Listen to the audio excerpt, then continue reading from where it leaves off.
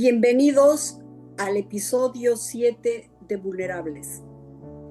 Es un privilegio y un honor para mí recibir hoy en el programa a Rebeca Delgado, una mujer boliviana que ha decidido visitarnos hoy, aceptar nuestra invitación para abrirnos su corazón. Rebeca Delgado es mujer, pero hoy no vamos a hablar de los títulos que la acompañan. No vamos a hablar de los cargos que ella alguna vez ocupó. Hoy vamos a hablar de su esencia. Hoy vamos a hablar de quién es ella. Y vamos a hablar de ella como mujer, como madre, como hija, como esposa, como abuelita. Y algo que es bien importante de los aportes que hace a su familia y a la sociedad. Rebeca es escritora, es una persona que ha estado apoyando desde la política, es una persona que se ha desenvuelto mucho en el ámbito de las leyes y por supuesto ha trascendido ámbitos internacionales, ámbitos nacionales. Pero algo que corona la vida de Rebeca es el título más grande que ella tiene, y es que es hija de Dios. Pero como les decía, hoy no vamos a hablar de los títulos, sino vamos a hablar de algo que es muy importante, y es cómo ella ha dado la apertura para que sea Dios quien irrumpa en su vida, para que la quiebre, para que la sane, para que la impacte y la transforme. Y justamente hoy, en la vulnerabilidad, ella va a abrirnos su corazón para poder brindarnos esa historia que no solamente se conoce en la tierra, sino es una historia que además ahora se conoce en el cielo. Bienvenida, Rebeca, es un honor, es un placer tenerte en el programa. Aquí tu verdad tiene un lugar. Aquí tu testimonio es una semilla y aquí tu vida es un mensaje. Bienvenida. Muchas gracias, María del Carmen. Yo soy la honrada, la privilegiada de estar en tu programa. Y bueno, decíamos en nuestra oración que Dios une propósitos, y yo te felicito por ese propósito de hacer este tipo de programas, porque realmente nos permite mostrarnos tal y como somos, ¿no? Y a veces es muy difícil. Es muy difícil quitarnos la máscara y decir, bueno, esta soy yo, y aquí en esta vulnerabilidad es que he encontrado a Dios. Entonces te felicito, felicidades por esos 6 programas. He visto algunos de ellos, me han encantado. Y bueno, yo creo que realmente estamos aquí para que Dios nos diga qué es lo que quiere que compartamos a las personas que nos van a escuchar, a las personas que nos están escuchando, y que esto realmente esté más allá de lo que podamos nosotros controlar humanamente, sino en un espacio en que nosotras podamos lo que creo que es importante, trascender en nuestras experiencias, y que en el fondo son testimonios reales de vida que transformen. Gracias, Rebeca. Vamos a abrir esta entrevista haciendo dando pie a que nos cuentes desde la intimidad de tu ser, ¿quién es Rebeca Delgado? Bueno, creo que ese ha sido el punto para mí más importante, porque ya en realidad yo me bauticé el 2013 como cristiana, siendo diputada todavía. El 2012 fui presidenta de la Cámara de Diputados, y ahí voy a contar después cuál ha sido el momento cúspide, digamos, de conocer lo que Dios podía hacer en mi vida. Pero cuando en esa época todavía me preguntaba si quién es Rebeca Delgado, yo decía la abogada, la taratatata, y hay una serie de títulos, cargos, etcétera. Pero que después me puse a pensar que a la hora de la verdad no son los títulos lo que te hacen, que a la hora de la verdad no son los cargos, no son las funciones, sino esencialmente cómo es que tú te percibes y cómo Dios te ha diseñado. Y eso recién lo he aprendido, o sea, lo he aprendido, siempre he tenido un sentido de justicia. Pasé unas clases de inteligencia emocional, así, y ahí me di cuenta y decían, ¿cuál es tu figura? ¿Qué siempre has visto, no? Y la verdad es que siempre había visto yo personajes, por ejemplo, como Jesús, personajes de, digamos, no de la misma jerarquía, del mismo nivel espiritual, pero Mahatma Gandhi, después Martin Luther King, o sea, siempre tenía la idea de una justicia y es ahí que he ido pensando en que realmente yo estaba hecha para la justicia y para incursionar en justicia y ha sido inmediatamente, digamos, lo primero que he decidido una vez de que salí bachiller de estudiar derecho. Entonces yo me he realizado en el derecho como docente, etcétera, pero en ese momento me decís quién eras y era así. Pero hoy me doy cuenta que todo lo que Dios ha trabajado en mí, en esos lugares en que he estado y en esas circunstancias de formación académica, en realidad era para verme, podríamos decir, en los últimos años, no como esa persona, entre comillas, con todo eso, sino exclusivamente como hija de Dios.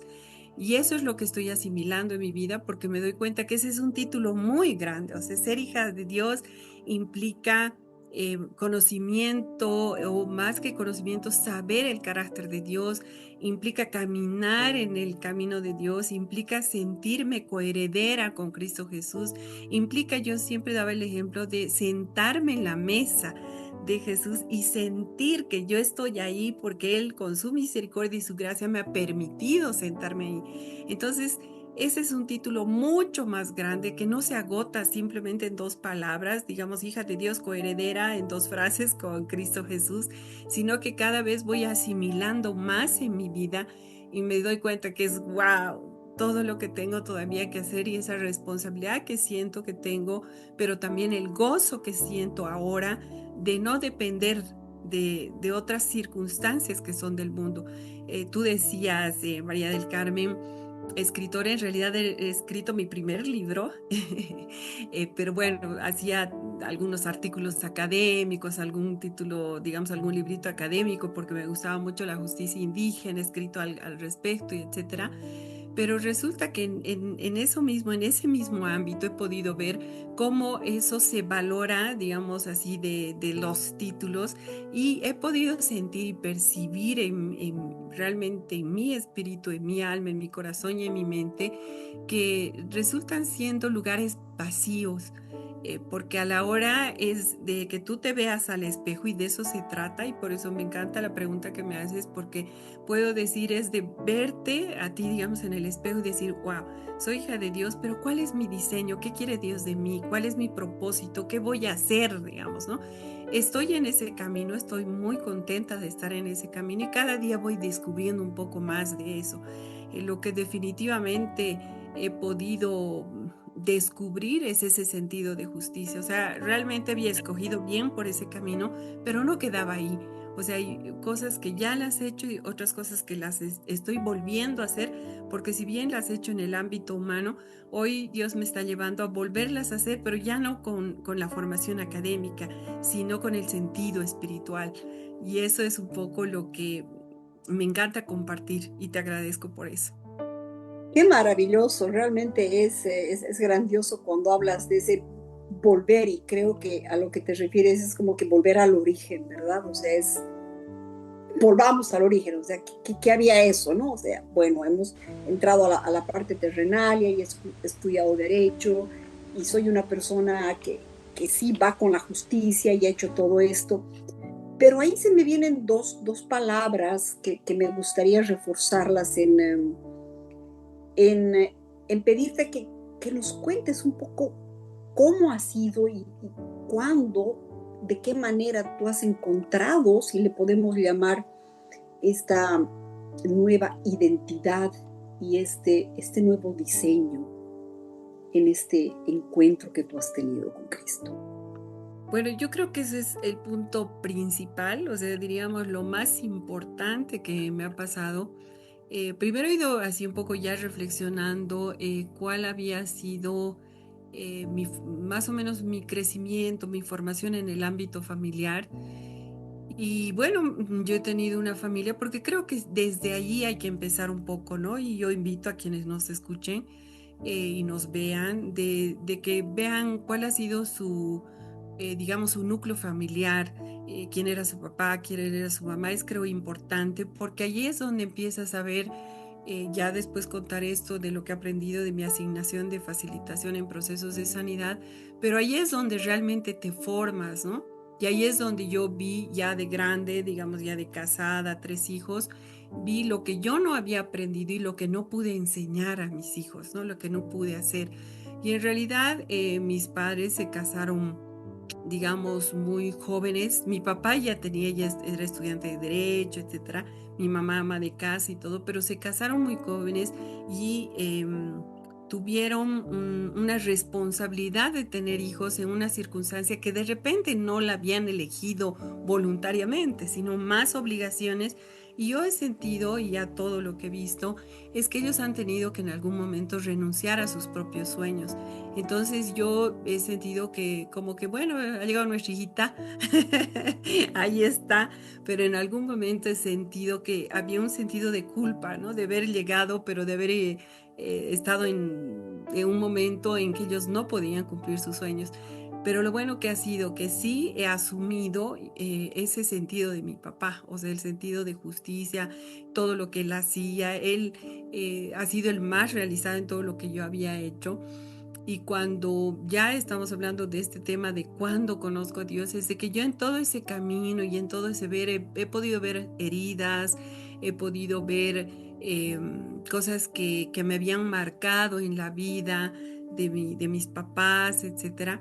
Pero ya cuando yo llego a la presidencia de la Cámara de Diputados, nos obligan, y creo que ya es entrar un poquito en el mudo, pero sí es importante, nos obligaron aquí en Bolivia a sacar una ley que se llama la Ley de Extinción de Dominio de Bienes.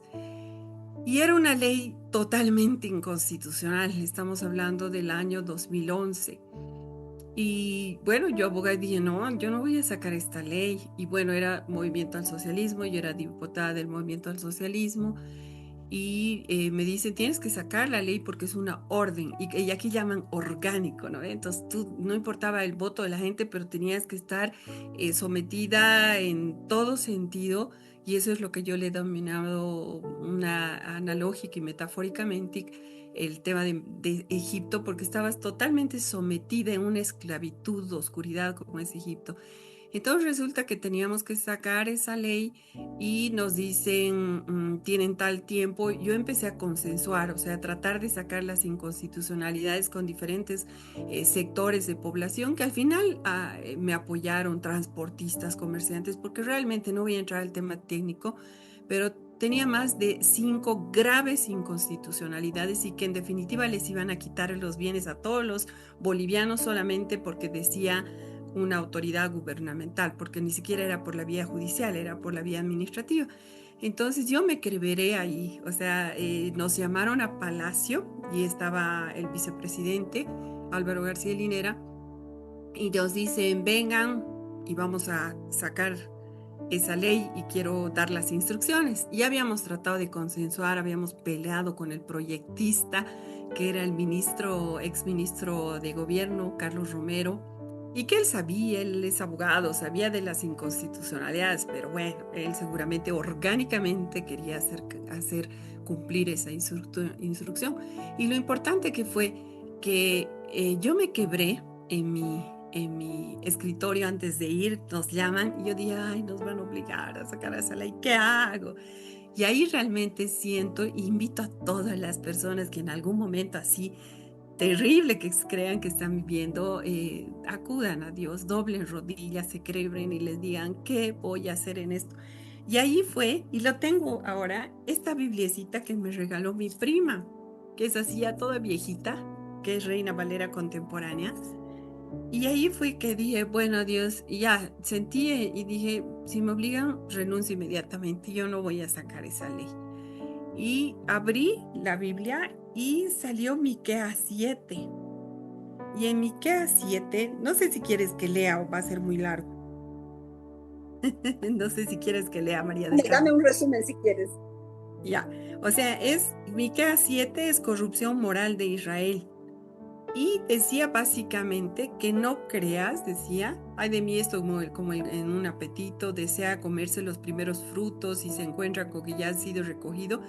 No hay en el país gente misericordiosa, ya no hay una sola persona honrada, todos están a la espera de matar a otros, todos te tienen trampas a tu prójimo. Para colmo de su maldad, los gobernantes extorsionan y los jueces dictan sentencia a cambio de sobornos. Los poderosos no disimulan sus malos deseos, sino que los confirman. El mejor de ellos es peor que un espino. El más recto es más torcido que una zarza. Entonces solo faltaba poner los nombres, o sea, el tal persona y tal persona, y justo en ese momento se estaba dando los casos de extorsión, donde los jueces efectivamente estaban decidiendo por soborno. Entonces yo me quebranté, lloré y le dije, bueno Dios, yo voy con esta palabra al palacio y tú ya sabes, yo renuncio, pero tú me proteges, vos ves qué me va a pasar, porque bueno, había cierto temor de una reacción inapropiada de parte de los que estaban detentando el poder y con total abuso, ¿no? Entonces fuimos, María del Carmen, fuimos al palacio y Álvaro García Linera, porque hay 9 jefes departamentales de bancada, o sea, de cada departamento, ¿no? Viene La Paz, Cochabamba, Santa Cruz, etcétera, de cada uno sus 9 jefes de bancada, que ellos ya conocían el tema de la ley. Y dice, bueno, sabemos que Rebeca es la que no quiere sacar esa ley, así no ve, la rebelde, la que no está cumpliendo nuestras instrucciones. Y dice, queremos saber quiénes de ustedes la apoyan, porque hemos decidido sacar esa ley. Y levantaron 8 jefes de bancada apoyando. Ellos conocían, yo no había acordado nada con ellos, no les dije van a hacer esto, no, nada. Entonces para mí fue el respaldo de Dios. Y cada Wow. que siento eso, digo, ¿cómo está real Dios? Solo había un jefe de bancada, que prefiero decir ni el departamento, y dijo, bueno, pero si ustedes ordenan, sacamos. Y ahí dijeron, no podemos porque no tenemos ni siquiera mayoría. No pudieron sacar la ley. Y para disimular, salimos de la reunión y claro, toda la prensa afuera y cómo es, cuándo se va a tratar la ley. Y dijeron, vamos a elevar al Tribunal Constitucional en consulta, porque no podían decir nuestra bancada ha rechazado la ley. Entonces tuvieron que elevar en consulta y salió después de 2 años, porque no es así, los procedimientos son más cortos, debería haber salido mucho antes, pero salió después de 2 años y realmente salió que era inconstitucional. Entonces, para mí fue el máximo respaldo y a partir de ahí fue mi salida de Egipto. Ese fue el primer paso donde vi que realmente Dios me estaba respaldando. Creo que siempre lo he sentido, aún de niña. He encontrado inclusive mis diarios que le escribía a Dios. Entonces, siempre he tenido ese sentido, pero ya como lo iba conociendo, y ahí dije, yo salgo de esto. Yo ya no puedo quedarme aquí. Hoy empieza mi salida y por eso he escrito el libro que se llama Mi salida de Egipto, porque ha sido esa palabra, todo lo que el día de hoy, porque estamos hablando del 2012 hasta hoy, lo que me ha dado la dirección para continuar todo lo que estoy haciendo en este ámbito espiritual. Entonces, para mí ha sido el momento más importante, un momento tal vez, digamos, de relevancia para el país político partidario, pero también de cuestionar cómo la política partidaria a título de orgánico, a título de manipulación del poder político, puede vulnerar los derechos y que definitivamente necesita ser ético, necesita ser honesto, necesita ser íntegro y que no se puede utilizar el voto de la gente para hacer lo que tú quieras. Había abuso de poder, pero me respaldó Dios y no tuve más nada que hacer. O sea, yo salí contenta y dije, bueno, no sale la ley, no renuncio y yo sigo. Qué Así fue, mi querida María maravilla, del Carmen. realmente qué glorioso, creo que esa es la palabra, qué glorioso ver que las batallas se ganan de rodillas.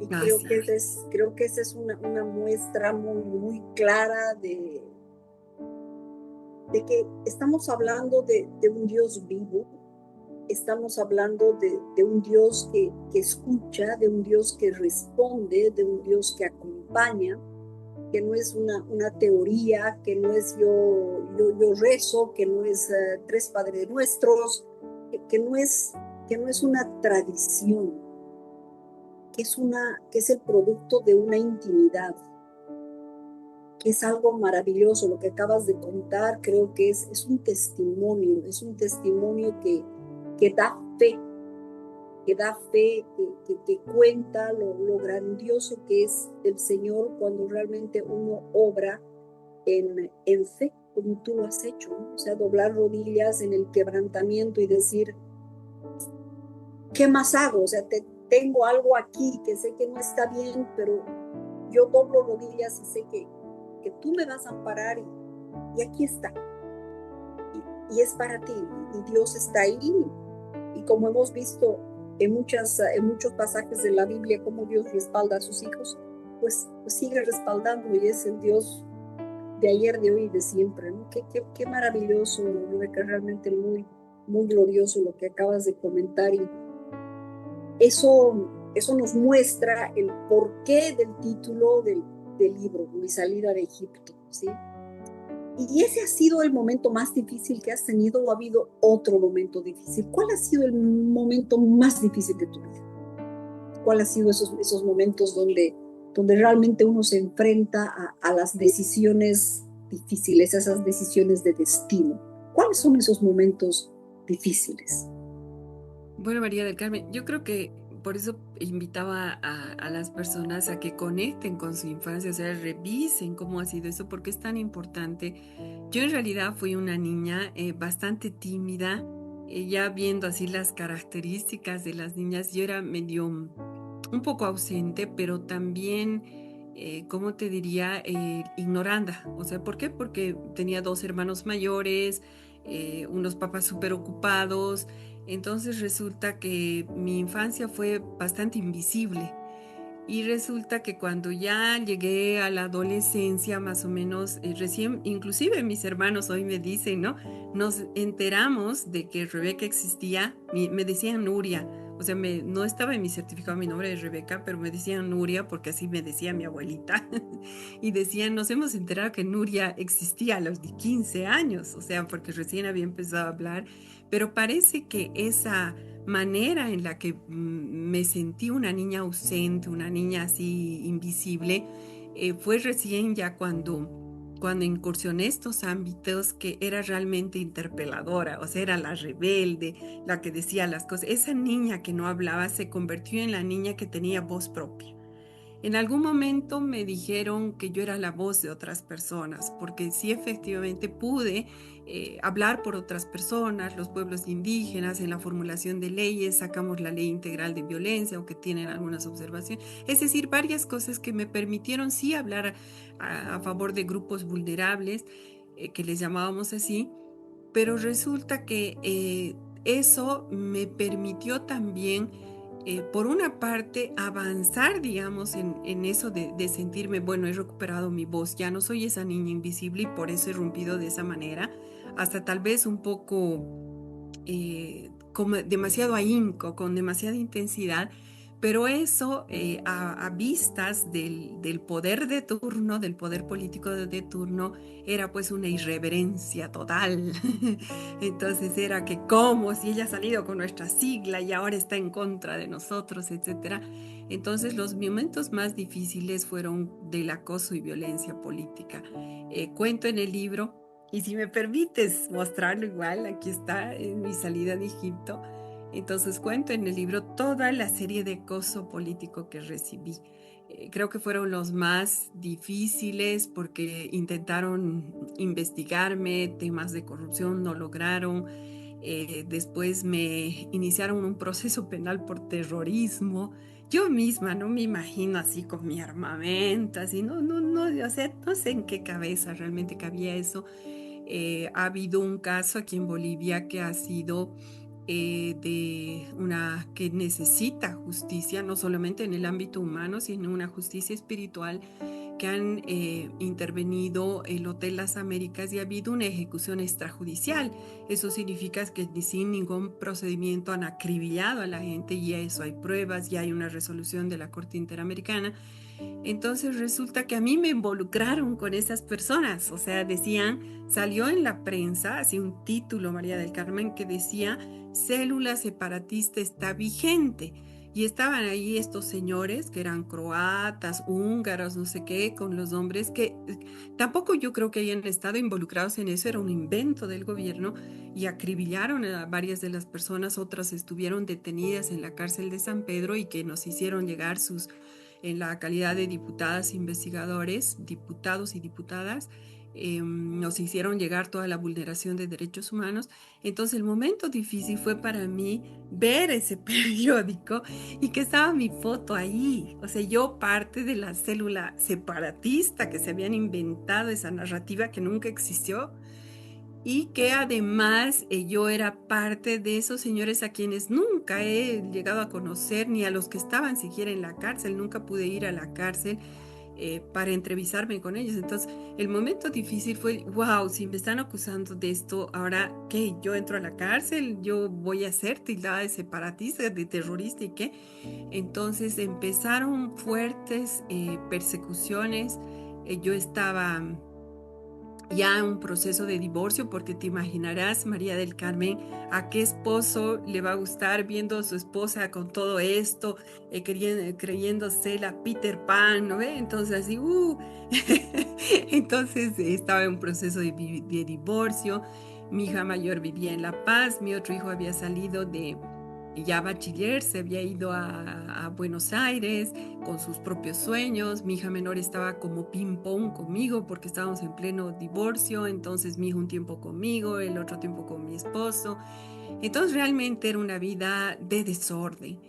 Y, y bueno, aprovechó también eso el gobierno y me perseguía. Tenía vehículos así con vidrios raibanizados que me perseguían, yo con mi hijita. Claro, tenía el título de diputada, pero ninguna seguridad así realmente con relación a ellos. Y resulta que me dijeron, porque no perdí contacto con las organizaciones sociales que me apoyaban del propio movimiento al socialismo. Es más, en la última elección hasta querían que me hablaron dirigentes del movimiento al socialismo para que sea candidata. Entonces, no perdí, y ellos mismos me hablaron y me dijeron, hermana, no hagas más, no hables más, no digas más, te van a meter a la cárcel, y ahora con este caso del terrorismo te van a meter a la cárcel.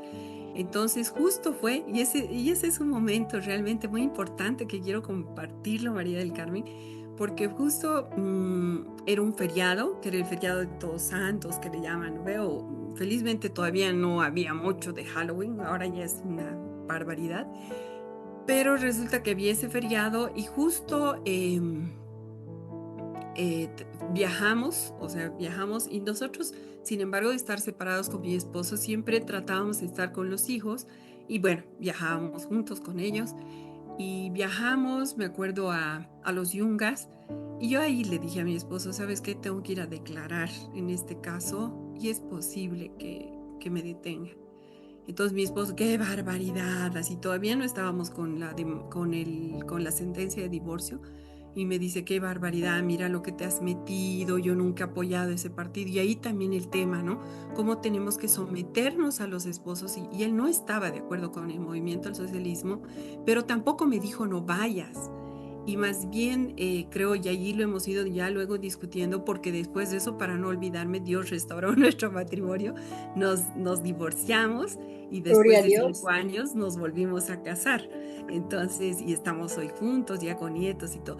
Entonces resulta que yo le dije, es posible que me detenga, y quiero que te hagas cargo de Carlita, de mi hija menor, etcétera.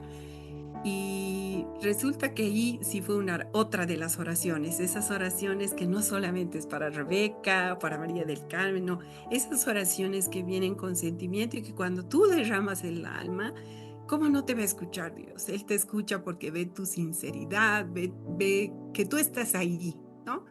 y que dobla rodillas. Entonces yo le dije a Dios, Dios, si tú quieres que entre a la cárcel, voy a predicar tu nombre y me someto, pero tú sabes que esto es injusto. Entonces fui y tenía un comunicador así súper, ¿qué diríamos?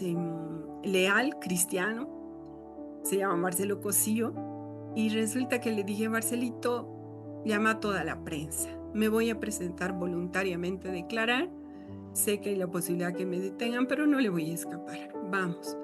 Entonces era toda la prensa, está hoy todavía en páginas de internet.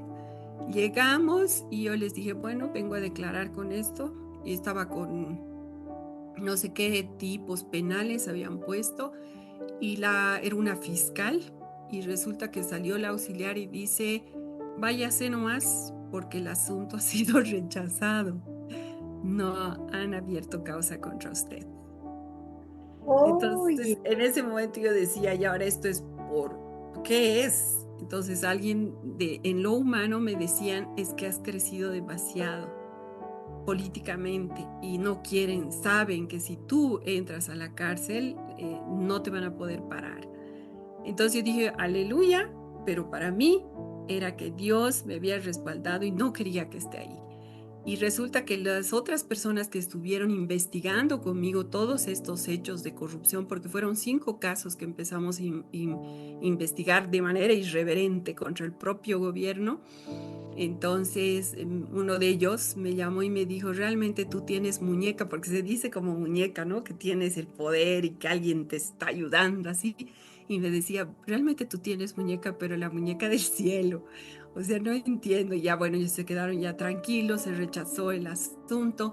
Y yo dije, este es simplemente respaldo. Y me ponía a pensar, ahora, ¿qué quieres Dios de mí? O sea, yo te veo de manera tan cercana y es ahí que ya renuncié a la Cámara de Diputados, me vine a Cochabamba, todavía candidaté para la alcaldía, pero ese momento fue, María del Carmen, el más difícil, perseguida, acosada, eh, vulnerabilidad, como dice el programa, porque me sentía sin ninguna protección así frente a tanto abuso de poder. Y por eso es que cuestiono estas maneras de hacer política partidaria, porque no tienen ningún escrúpulo y yo lo he podido vivir en carne propia. qué fuerte lo que comentas, Rebeca, porque sin duda son frentes muy grandes que se abren al mismo tiempo a una persona y que son muy ajenos a lo que hubiera hecho en su vida personal, pero que sin embargo concluyen en una fractura de sus relaciones personales y lo que es más controversial aún en su familia. O sea, estamos hablando de que fracturan tu matrimonio, que es algo fundamental, algo muy importante, el núcleo más importante es tu familia, tu matrimonio. Y realmente no medir todo el daño que se puede hacer con murmuraciones, con calumnias, con injusticias, es algo que no tiene límite y que los desenlaces pues llegan a afectar no solamente a una persona, sino a las generaciones. Y creo que eso ha debido significar no solamente lo que yo te preguntaba, un momento difícil. Creo que el momento difícil es una frase muy corta, queda muy corta la frase respecto a las heridas tan profundas y al daño tan severo que eso ha debido provocar no solamente en tu vida, sino también en la vida de tu familia, en la vida de tu entorno. ¿Cómo has vivido todo eso? Porque al final del día, cuando decías, pero me he vuelto a casar, o sea, me he vuelto a casar, estoy con mi esposo, no solamente somos papás, además somos abuelos, mi familia, mi vínculo marital ha sido restaurado, mi vida ha sido restaurada, en todo lo que se preveía políticamente, que yo iba a entrar a la cárcel, pues no he entrado a la cárcel, o sea, todo ese acompañamiento divino que has tenido, además ha sido percibido por la misma gente que decía, bueno, vos aquí en los términos criollos tienes muñeca, pero tienes una muñeca celestial. ¿Cómo ¿Cómo todo eso ha sido vivido por ti? ¿Cómo? Háblame desde tus heridas y tu sanidad. Ujú. ¿Cómo ha sido ese cambio? ¿Cómo ha sido esa transformación en Rebeca? Bueno, yo creo que lo importante es también ir asumiendo responsabilidades con lo que haces mal, ¿no? Porque también eso, ese es el diseño también y el carácter que te pide conociendo a Dios, ¿no? Porque en esa vulnerabilidad, en esa persecución, el sentirse sola en circunstancias así tan adversas del mundo, uno comete errores, cometes pecados, haces cosas que no deberías hacer. Y yo caí en eso, ¿no? O sea, yo ya estaba realmente, si bien me estaba protegiendo Dios, pero en lo natural, en lo terrenal, estaba sola, ¿no? Y, y bueno, entonces yo me arrepentí, pedí perdón, también perdoné a las personas, porque creo que la clave del asunto en todo, así como el doblar rodillas, derramar el alma, que es lo que es realmente la oración, la otra clave es el perdón. O sea, que tú puedas perdonar y también que puedas pedir perdón por todas tus malas decisiones, porque en definitiva tampoco es que ataca el mundo cuando, bueno, ataca, pero si tú realmente estás con esa integridad, familia íntegra, etcétera, no tendría por dónde entrar. Y realmente nosotros hemos permitido que entren esas brechas porque no habíamos estado en, digamos, en común acuerdo de saber hacia dónde teníamos que ir, ¿no? O sea, mi esposo empresario, yo abogada, metida en política, y no siempre lo he estado, ¿no? Apenas a partir del 2006, en realidad he contado son como 7 años que realmente han marcado mi vida. En algún momento lo veía muy malo, o sea, yo decía, qué barbaridad, cómo he hecho esto, cómo he metido con tantos ideales de justicia y todo, pero después me doy cuenta que eso estaba diseñado porque Dios quería que esté ahí y porque me estaba preparando para lo que estoy haciendo ahora y todo. Entonces siento que no hay casualidades, sino causalidades para lo que Dios tiene preparado. Entonces, para mí fue primero pedir perdón, perdonar a las personas y entrar en un proceso de sanidad. El, rápidamente, el 2015, eliminaron mi candidatura, igual de manera ilegal, o sea, como pensaban que ya iba a ganar como alcaldesa y bueno, está rebelde, hace lo que quiere y todo, y ahora de paso va a ser autoridad de gobierno municipal, entonces eliminaron mi candidatura. Acudí a instancias internacionales, después ya de 3 años ya no iba a ser alcaldesa, pero gané al Estado Plurinacional de Bolivia en las Naciones Unidas, en el Comité de Derechos Humanos. Hoy todavía está pendiente la reparación de daños, que en realidad no es un tema material, sino más bien de dignidad y de que el Estado, como repita 1000 veces, ¿no? Escriba, no debo vulnerar derechos humanos de quienes no me convienen, ¿no? Más o menos en ese sentido, en un ámbito, digamos, más no coloquial. Entonces resulta que el 2017 ya el 2015 empecé a asistir a una iglesia, y el 2017 empecé a tener procesos de sanidad. El primero fue Restaurando Vidas y Equipando Restauradores, así se llama, que es de Rever. No es una iglesia, sino es un ministerio y que está en diferentes iglesias que quieran. Y el primero, y que me gustaría contarlo, no todos porque son como 2 años y que se termina todos esos cursos, pero sí invitar a la gente que vean el corazón paternal de Dios, porque allí empiezas a sanar tu relación con Dios, o sea, decir, bueno, y ahí es donde me he asumido realmente como hija de Dios. Son solamente 8 lecciones, pero que haces en grupos de apoyo y van preguntándote, tú te preguntas cómo ha sido, qué ha sido, vas viendo tus heridas, vas viendo cómo ha sido la autoridad paterna en tu vida o la materna. Es decir, para mí ha sido de mucha, mucha bendición, a tal punto que hoy sigo siendo facilitadora de ese libro, ¿no? Es de Mike Cloud. Lo puedo dar después con links, te lo puedo pasar para que las personas puedan hacerlo porque es de mucha bendición, mucha edificación. Y empecé con eso, después en Rever he estado como 2 años, terminé siendo facilitadora de ese ministerio, pero como quería más, yo decía, yo encontré mi asignación. Entonces empecé con Trauma Healing, que es otro ministerio de la Sociedad Bíblica. Tiene el amparo de las sociedades bíblicas, eso es a nivel mundial, y que igual ven todo el tema de perdón, el tema de dejar culpas, el tema del duelo, es decir, diferentes temas que uno va viviendo en el día a día. Y también terminé un curso ya para facilitar, pero a niños que tienen heridas, ¿no? Entonces, hacer grupos con ellos, ayudarlos. Y eso es bien importante porque, claro, de mayor sí tiene un gran significado porque sí puedes tener conciencia de lo que has hecho, pero ya poder ayudar a los niños de lo que están viviendo en ese momento tiene un significado mayor porque empiezan a vivir su vida ya con mayor conciencia de lo que están viviendo, ¿no? Especialmente con niños de hogares, ¿no? Niños así que están con problemas de violencia, etcétera.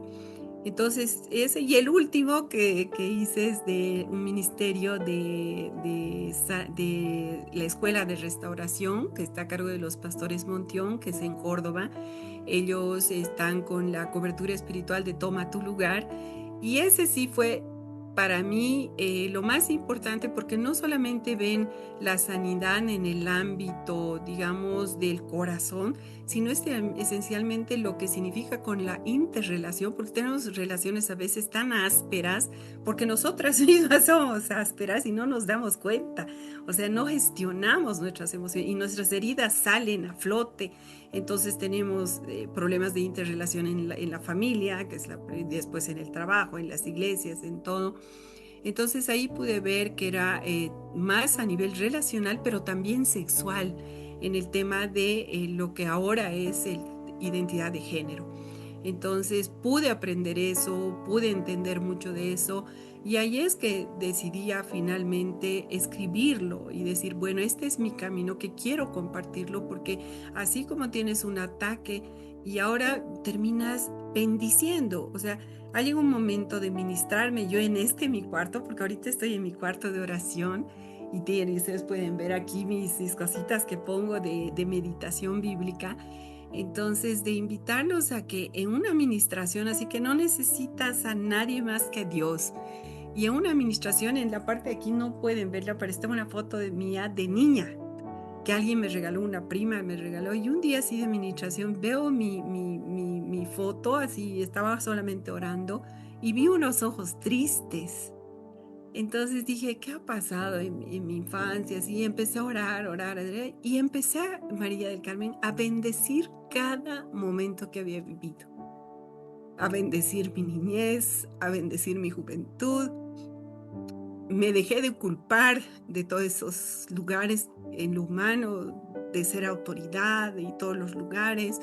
Bendecí todos esos lugares y dije, bendigo el lugar de haber sido diputada, bendigo de esto, bendigo del otro. Y entonces para mí fue una administración personal, solamente Dios y yo, que marcó definitivamente ya un decir, hasta aquí llegaste con todo esto y hoy te estoy sanando y ya no quiero que te culpes todo lo que has hecho, porque en definitiva has tenido protección y has hecho lo correcto, y por lo que has hecho lo correcto yo te saco.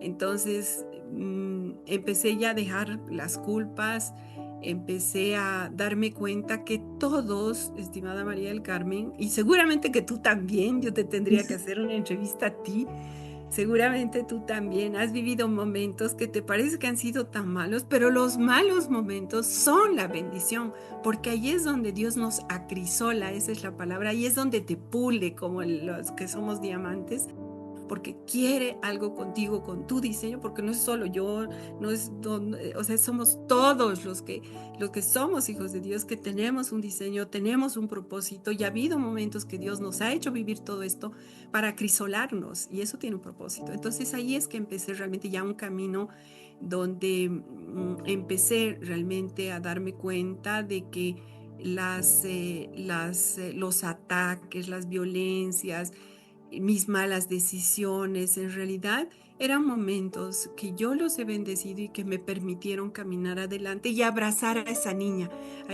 de ojos tristes, a esa niña dolida, que ahora pues ha terminado hablando por otros, pero pidiéndoles que los otros también recuperen su voz, porque no soy yo sola, sino todos tenemos que recuperar esa voz que en algún momento ha sido silenciada. Realmente estoy muy agradecida al Padre por haberme permitido estar contigo en este espacio, porque has tocado temas que me han dejado um, en gozo. Creo que esa es la palabra, en gozo. Has tocado muchos conceptos, cosas muy profundas. Has hablado del perdón, has hablado de la vergüenza, has hablado del arrepentimiento, has hablado de las culpas, de tantas cosas, Rebeca, de tantas cosas que acompañan a las personas, que nos acompañan en tantas facetas de nuestra vida y que para muchas personas son esas cárceles, ¿no? Son esos lugares de cautividad donde los tienen presos y donde no les dejan ver que de ahí, de ese, entre comillas, Getsemaní, que es de donde se va a sacar ese aceite puro, es donde va a empezar a emerger el fruto, es donde va a empezar a salir lo mejor de uno, donde tú dices, ¿no? Donde el Señor realmente va a tallarte, va a esculpir esa piedra preciosa. Y que bueno, pues hay nomás entre comillas, un precio que uno tiene que pagar como producto de las decisiones que uno ha tomado en su vida, que no han sido los más acertados o las más acertadas, y que seguramente han sido porque no estaba Dios ahí, ¿no? Y eso es lo que nos cuesta aceptar, porque una cosa muy común que hacemos es tomar nosotros las decisiones y después pedir que las bendiga, ¿no? Cuando no debería ser así, cuando deberíamos preguntarle antes de tomar las decisiones. Entonces, ¿por qué? Porque la mayoría de las decisiones que tomamos en nuestra vida, pues lastimosamente las tomamos sin Él. Y cuando aprendemos que Él no estaba en esas decisiones, es donde nos damos de golpe y porrazo que tú decías, ¿no? Y es donde ahí tenemos que acabar de rodillas entendiendo lo que es ir a la cruz. Y yo quiero realmente agradecerte por haber vaciado tu corazón, pero no quiero acabar contigo. Tenemos un tiempo más para poder aprovechar de que estés aquí.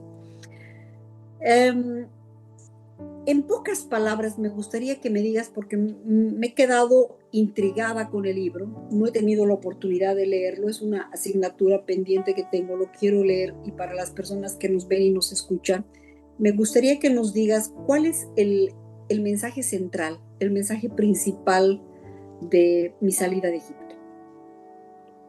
Bueno, en definitiva es todo lo que te he dicho, así, pero digamos con detalle, están los casos estos de vulneración de derechos humanos que ya tienen dictámenes internacionales, está este testimonio, está cómo he llegado a estos procesos de sanidad con los links, todas las personas, es como una ruta, digamos, para quien realmente quiera continuar esa ruta y finalmente llegar a la tierra prometida, ¿no? A mi tierra prometida donde quiero permanecer y donde hay mucho que hacer todavía, ¿no? Para mí, el libro es mi piedra conmemorativa. Cuando Josué salió y se abrió el río Jordán para que lleguen a Canaán, a la tierra prometida, salieron, se abrió el río como antes ya se había abierto el mar Rojo. Y entonces él decía, ¿cómo vamos a recordar esto? O sea, de que Dios nos ha salvado de la esclavitud. Entonces dijeron, vamos a poner piedras para que todas las generaciones que alguna vez vean esto, van a ver esas piedras preciosas y van a decir, esto ha pasado con mis antepasados. Entonces, para mí, el libro es esa piedra preciosa, para que mis generaciones puedan ver y en la medida que esto pueda ser compartido con las demás personas, para que empiecen esos procesos. Para mí salir de Egipto ha sido de la política partidaria cinética, de abuso de poder, de acoso, etcétera, etcétera. Pero en realidad creo, María del Carmen, que todos tenemos un Egipto de salir y tal vez no sea solo una vez, un Egipto donde estás haciendo cosas que no quieres hacer, un Egipto donde se hacen todo tipo de contrataciones ilegales, un Egipto donde no hay justicia, donde te tienes que acomodar para vivir, un Egipto donde no te permite tener esa relación diáfana con Dios, una relación limpia, donde tú le rindas cuentas a Dios, le dices, no estoy haciendo nada que esté en contra de tus principios. Entonces yo creo que para mí ha sido ese mi Egipto, salir de esa oscuridad que no la había vivido todo el tiempo. Fueron 7 años, pero fueron suficientes para darme cuenta de todo esto que estoy viviendo. Entonces, el principal mensaje es identificar ese Egipto. ¿Cuál es tu Egipto? ¿De dónde vas a salir? ¿Qué te está aprisionando el alma? Y por eso es que digo, salir de Egipto no es mudarse de lugar, sino dejar atrás lo que te aprisiona el alma. ¿Qué te está impidiendo? ¿Qué te está... Y empiezo con el tema de la identidad, ¿no? Creo que es esencial la identidad y diseño. Entonces, este es digamos, el punto principal del libro. Y bueno, aprovecho para decirles que está en KDP Amazon con el nombre Mi salida de Egipto de Rebeca Delgado y dice, ¿no? Desde la política partidaria boliviana a mi despertar espiritual. Entonces yo he utilizado esto, pero estoy absolutamente segura porque como se trata de una metáfora de lo que ha sido todo el camino de Moisés y después Josué y todo esto, estoy absolutamente segura que la Biblia es una metáfora de cada momento. O sea, todo lo que dice en la Biblia es aplicable, así como fue Miqueas 7, se escribió 700 años antes de Cristo, pero resulta que en Bolivia el 2012 se estaba viviendo. O sea, es tan actual y tan científica que uno pensaría que está leyendo un librito que quién lo habrá escrito, ¿no ve? Y bueno, ¿para qué vas a leer historia más o menos? Pero resulta que tiene tantas metáforas, tantas enseñanzas, tantas cosas en las que de a día vivimos y que es más actual de lo que creemos. Entonces, la intención que tengo es que reflexionemos en ese sentido, porque para mí ha sido un camino que no es el único, porque pueden haber muchos caminos, pero es un camino que lo quiero compartir.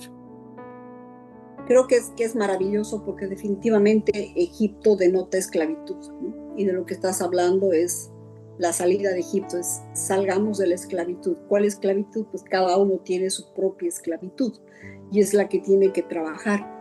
Y algo que contextualizas muy, muy bien es el tema de identidad, ¿no? Y el tema de identidad es, pues, yo creo que es el punto de partida del cual todos nos olvidamos, el saber quiénes somos.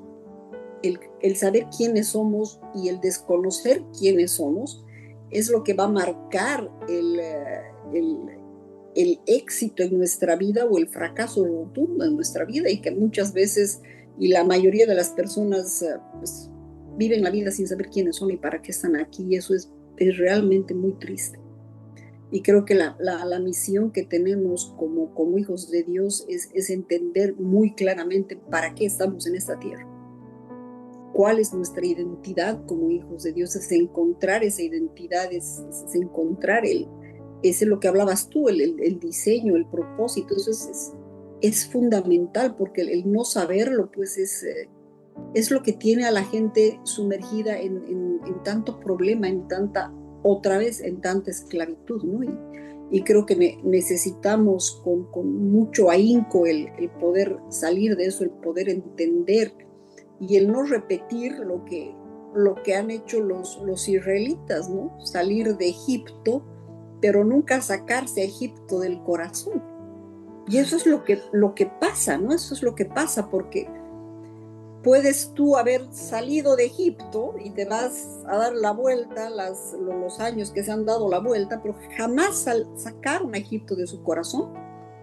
Y uno acaba siendo preso de sus propias ideas, de sus propias cosmovisiones, pues toda la vida. Y como les pasó, acabaron haciendo un becerro de oro con todo el oro que tenían, ¿no? y eso que vemos desafortunadamente se repite una y otra vez, y creo que es hora de lo que tú decías también con mucho ahínco, es luchar por las generaciones.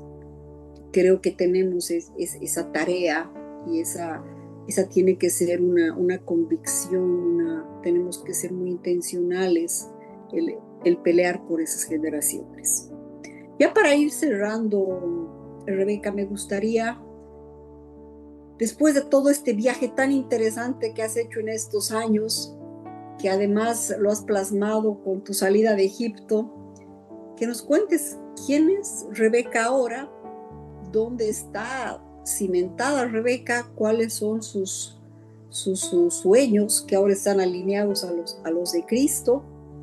Y bueno, después de contarnos eso, te voy a pedir que también nos dejes con un mensaje para las nuevas generaciones.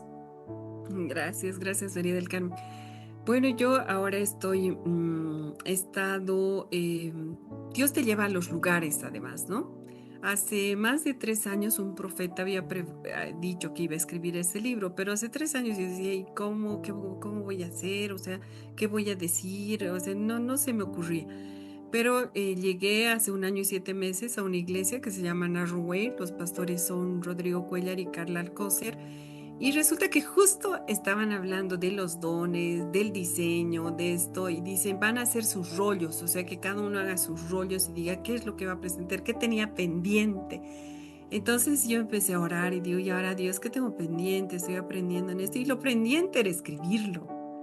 Entonces empecé a hacer el libro y realmente, bueno, he tenido presentaciones en La Paz, en Santa Cruz, no, en La Paz todavía, perdón, en Cochabamba, en Santa Cruz, estoy pensando si Dios nos dirige por ahí a La Paz.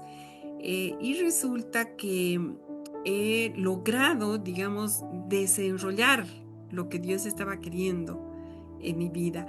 Y en algún momento varios pastores me decían, vas a volver a Egipto. O sea, me decían, vas a volver, pero ellos lo vislumbraban como algún cargo político. No puede ser que te haya preparado para todo esto y que ahora, ¿no? Entonces yo decía, no quiero ver así. Y ya en este tiempo es donde estoy ya viendo de manera más clara que no es a partir de la estructura del mundo, sino a partir de la estructura espiritual. Y todavía estoy en ver lo técnico, porque bueno, hay propuestas también en lo técnico, pero sí en el ámbito espiritual. Y mi diseño definitivamente es la justicia. Por eso es que en Bolivia, ahora que se está queriendo hacer muchas modificaciones para recuperar el sistema de justicia y que ya sirva al boliviano, etcétera, se están enfocando en posiciones, yo diría, muy ¿cómo diría? De superestructura, pero yo digo, y ya desde el punto espiritual, de que no es posible volver a edificar murallas si antes no sacas los escombros y limpias la ceniza. Entonces ese es el ámbito espiritual en el que ahora estoy, eh, de orar por eso, de tener, digamos, una oración intencional y alinearme a que el sistema de justicia que necesita Bolivia no es el de que se elige por tal, se elige por cual, porque por más de que tengamos el sistema más perfecto, si no limpiamos ceniza, recogemos escombros y construimos murallas, va a pasar exactamente lo mismo. Entonces se necesita justicia, pero una justicia que empiece con eso y también va a tener que ser en lo natural. Entonces estoy en eso hace más o menos unos 6 meses, y ya en esos últimos 2 meses he estado más. Estoy a través de Trauma Healing. Estoy ingresando a un centro de rehabilitación de jóvenes donde he podido compartir todo esto, donde he podido decirles que tienen la mente de Cristo y donde todo lo que hubieran pasado y por los motivos que estuvieron ahí en el centro de rehabilitación, porque son jóvenes infractores, es precisamente para crisolarlos. Lo que hizo conmigo Dios, me ha crisolado y a ellos los está crisolando, y ahora resulta que tienen que pues salir de eso con otra visión, ¿no? Entonces ahí es donde me está llevando Dios. Y claro, ahí me doy cuenta que vuelvo, porque yo hace más de 10 años iba allí, trabajaba en el Defensor del Pueblo, tenía mucho acercamiento, pero desde el punto de vista jurídico, pero sí tenía conexión con los infractores, con los jóvenes infractores. Pero ahora Dios me lleva ahí, pero a hablar de, no de sus procesos, conozco cómo es el sistema, sino hablarles de lo que Dios está esperando de ellos y que puedan ir trabajando en eso, ¿no? Entonces en eso estoy, es volver a Egipto, al lugar, pero desde otro punto de vista, desde otro aspecto en el cual a mí me ha ayudado y creo que los podría ayudar a ellos. Entonces estoy en eso y sintiéndome muy, muy, muy bendecida porque son los caminos que Dios está abriendo, son los caminos que Dios ya me está dirigiendo. Y tú decías una cosa muy importante, María del Carmen, que decías, a veces hacemos planes y tú dices, no, voy a hacer esto, voy a hacer esto y mañana esto y todo, y después le decimos a Dios, tú bendices. Yo en algún momento, que no es un término muy adecuado, pero pensamos que Dios es el aladino de la lámpara maravillosa, ¿no? De frotar nomás y que Él te diga todo lo que quieres. Y vas a frotar la lámpara. Y no es así. Entonces yo estoy aprendiendo, no digo que lo estoy aplicando en totalidad, estoy aprendiendo en decirle qué es lo que tú quieres que haga, si quieres que vaya por aquí. Y a veces hasta me he empezado a fatigar porque soy intensa en algunas cosas, entonces quiero hacerlo todo, entonces dije, no, si no hay la dirección, no lo hago. Y ahí mi cabeza es mi esposo. He aprendido a someterme a mi esposo, a esperar que él dirija, el que diga vamos a ir a esto, vamos a hacer esto. Y ahí ha empezado un orden. Y ahí voy concluyendo con eso, María del Carmen. Mi hija que vivía en La Paz se casó, se vino a Cochabamba porque tenía una promesa de Dios. Me decía, tus hijos volverán. Entonces mi hija regresó, se casó, todos estamos ahora en Cochabamba. Mi otro hijo se casó eh, eh, y volvió de Buenos Aires. Entonces todos terminamos estando en Cochabamba, pero además Dios ha ordenado todo. O sea, Dios es es un Dios de orden, ha restaurado mi matrimonio, ha ordenado, sigue ordenando y sé que lo va a seguir haciendo porque he podido vivirlo de cerca. Y bueno, terminando, puedo decir que no es solo para mí, no es tal vez para ti, María del Carmen, o para quienes escuchen el programa de vulnerabilidad y todo esto, sino es para todos los que deciden creer y los que deciden caminar en justicia, rindiendo cuentas a Dios, sometiéndose a las autoridades, sometiéndose a la cabeza que te ha dicho Dios. Y, y por eso yo honro hoy en las presentaciones, he dicho, honro la vida de mi esposo, porque mi esposo ha sido el que ha luchado por nuestro hogar y hoy podemos ver los resultados de ello. Qué lindo, realmente muy edificante todo lo que has compartido con nosotros, Rebeca, esta noche. Muchísimas gracias por haber vaciado tu corazón, por haber decidido ser vulnerable y venir acá a compartir esta historia de vida que nos nutre el alma, por haberte expuesto, que creo que es algo se necesita valor para hacerlo, por haber sido esa voz que representa a los que no tienen voz, que creo que es muy importante, y que no sea la primera vez que te tenemos acá en el programa. Una vez más, bienvenida, y vamos a estar compartiendo en otros espacios también. Muy agradecidos de tenerte hoy en Vulnerable. Muchas gracias. Para mí el gusto y sigue adelante. Bendigo tu programa, María del Carmen, y que Dios siga abriendo las puertas para todo lo que Él tiene como propósitos y planes en tu vida. Felicidades y bendiciones. Gracias, Rebeca, y muchas gracias a ustedes por seguirnos todos los primeros lunes de cada mes en Vulnerable. Gracias.